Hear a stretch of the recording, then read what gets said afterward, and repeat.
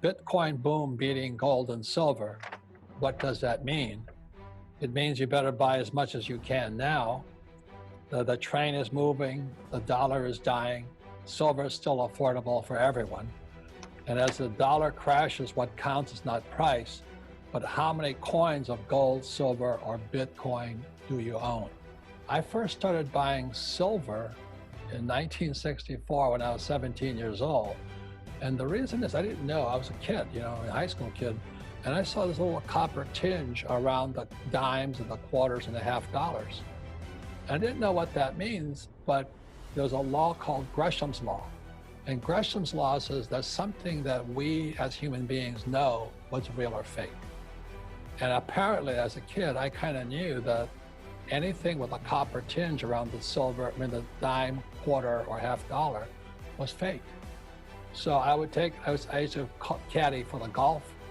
I played golf, so I caddied to make money to pay for my golf. And I would take my caddy money and I take it into the bank and I trade it in for rolls of dimes, quarters, and half dollars, and I'd go through the coins. And if I saw anything with copper on it, I'd kick it back. And then I'd rewrap them and take it back to the bank with extra money. So I did that for about a year. I just kept collecting dimes, quarters, and half dollars. And I had this whole bag of what they call bulk silver today. But I just kind of knew it was fake. And then I went off to school in New York. And when I came home, my mother spent it.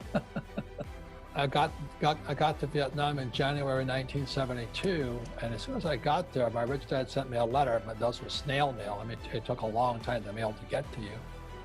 And he says, watch out. He says, the world's going to change. Nixon took the dollar off the gold standard. And I didn't even know what gold was because we weren't allowed to own gold. In 1933, I believe it was illegal for Americans to own gold. So I didn't know what gold was. So my co-pilot and I fly behind enemy lines because the North Vietnamese army had run south and the gold mine was in its way. So we're flying behind enemy lines, and that's when I started negotiating. Gold was at $35 an ounce in 1971.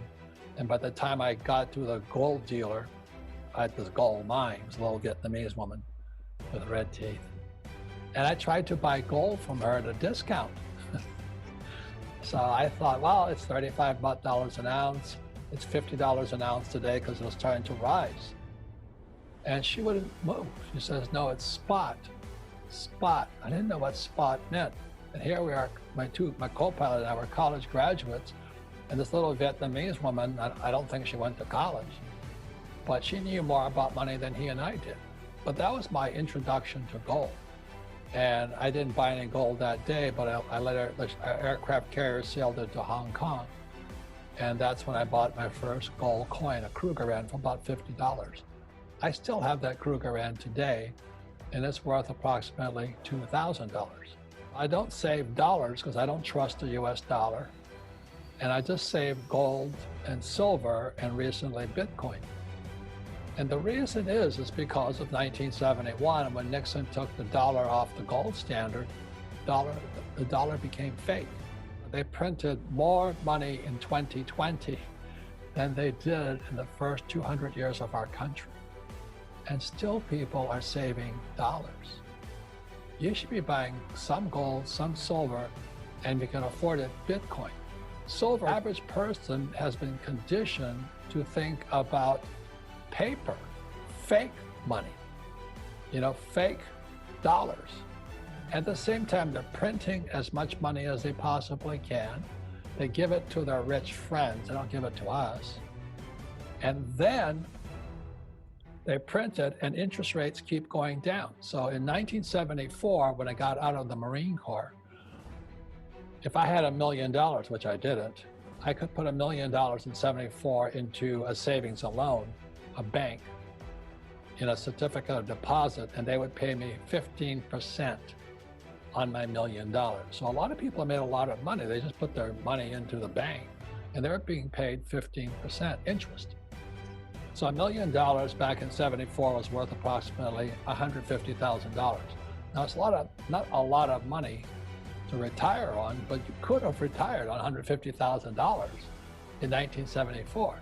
Today, I take $1 million into the bank, I might get 2%. So that means it went from $150,000 to $20,000. And after taxes, that $20,000 might be worth $15,000. In other words, since 1974, the US dollar has lost 90% of its value, and people still say to their kids, save money.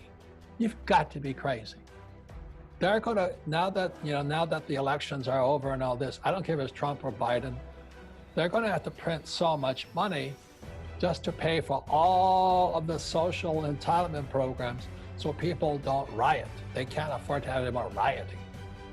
So they're going to print more and more money, and people are still saving dollars or yen or euro or pesos.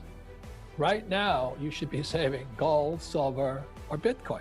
So I'm not saying Bitcoin, and people get into what I call pissing matches. Which is better, gold or Bitcoin? Who cares? The question is, how much do you have? That's all that counts right now. Because the reason you buy gold, silver, or Bitcoin is for the same reason. If you trust the US government or the central banks, the Fed, and Wall Street, then save money. But if you don't, then buy gold, silver, and Bitcoin. And the thing I like about Bitcoin is that I can run with it. It's just a number in my head. And my trouble with my gold and silver, I got so much of it, I have to lug it. It's hard to get it around. So when I started looking into Bitcoin, it was already starting to come up, so I started buying it around 9,000. And today I think it's around 15 or 16,000. I don't know what it is. I don't count that. I just count the number of coins I have. That's it. And I'm buying more. The reason I like gold, silver, and Bitcoin is this. The trouble with the US dollar, the more it drops in value, the more they print. Let me say that again. The US dollar, the yen, the peso, the euro, as it drops in value, because interest rates keep dropping, they print more of it, and people save it. Talk about losers. Get it through your head. They're printing it. It's getting worth, it's worth less and less and less. Whereas Bitcoin, the thing I like about it, because the more valuable, more expensive Bitcoin gets, they print less of it. It's called a halving. So the price goes up, but the quantity comes down. And check the dollar out. The value of the dollar comes down, but they print more of it. Why would you save it? Well, it's the same with gold and silver. So I like Bitcoin. I'm glad I bit the bullet at 9,000. It was hard because, gold was only about 1,800. So to buy Bitcoin was hard.